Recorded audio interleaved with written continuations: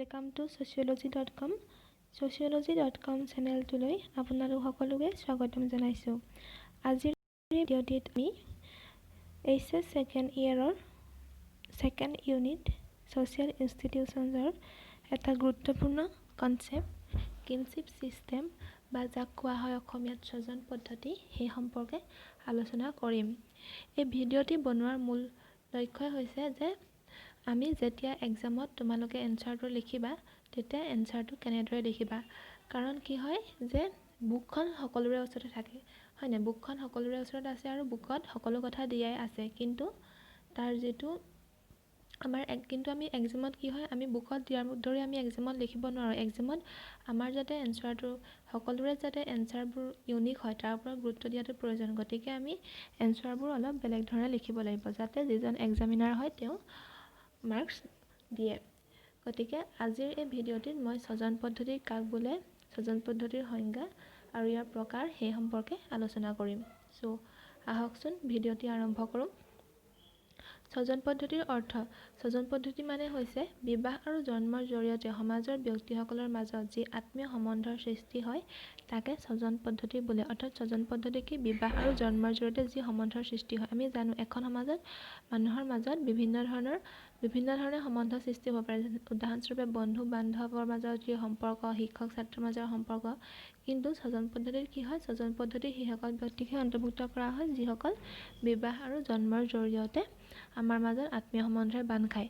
আমি দেখোঁ যেতিয়া আমাৰ পৰিয়ালৰ কোনো এজন ব্যক্তিৰ মৃত্যু হয় আমি কি কৰোঁ, আমি লঘোণ দিওঁ বা আমি কিছুমান বিশেষ নীতি নিয়ম পালন কৰোঁ। ঠিক সেইদৰে আমাৰ যেতিয়া আমাৰ আত্মীয় বিবাহৰ জৰিয়তে তোমালোকৰ মাকৰ ঘৰৰ লগত যিটো সম্পৰ্ক সেইটো যিটো তোমাৰ ফ্ৰেণ্ড হয়, ফ্ৰেণ্ডৰ লগত যি সম্পৰ্ক তাৰ মাজত পাৰ্থক্য আছে হয়নে। অৰ্থাৎ বিবাহ আৰু জন্মৰ জৰিয়তে যিসকল ব্যক্তিৰ মাজত আত্মীয় সম্বন্ধ থাকে তেওঁলোকক লৈহে স্বজন পদ্ধতিটো গঠন হয়।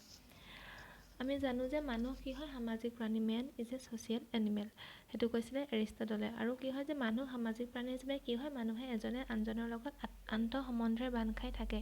সমাজৰ ব্যক্তিসকলৰ মাজত কিছুমান আন্তঃ সম্বন্ধ থাকে। যদি এই আন্তঃ সম্বন্ধ নাথাকে তেতিয়াহ'লে সমাজখন বৰ্তি থাকিব নোৱাৰিব।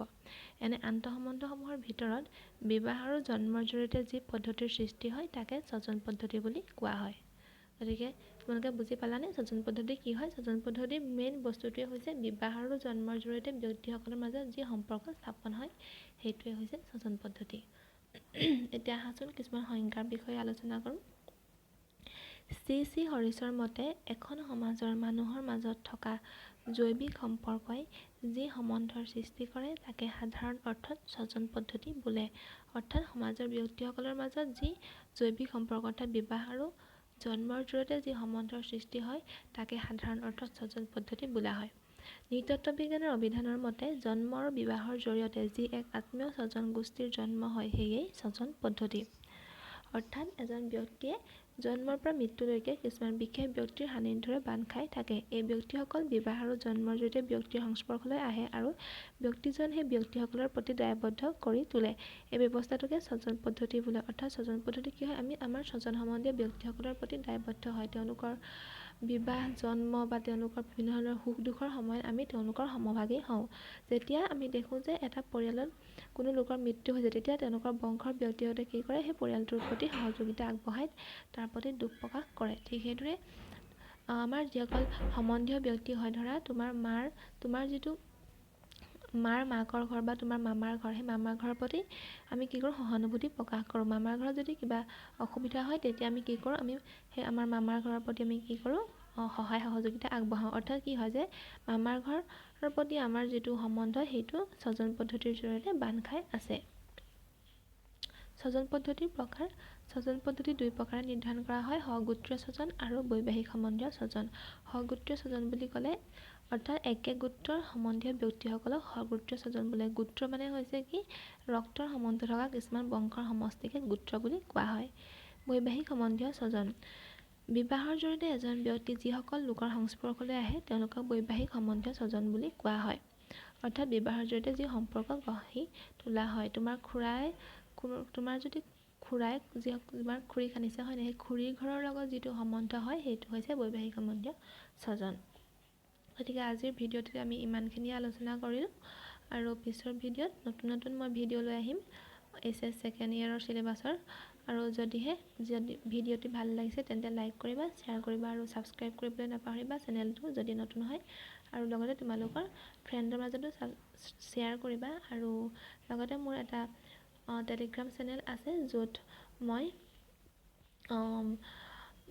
বিভিন্ন ধৰণৰ যেতিয়া মই নতুন ভিডিঅ' দিওঁ তাৰ আপডেট সেই চেনেলত দিওঁ। আৰু লগতে যদি ইয়াৰ PDF সমূহো লাগে তেতিয়াহ'লে মই সেই চেনেলটোত শ্বেয়াৰ কৰিম।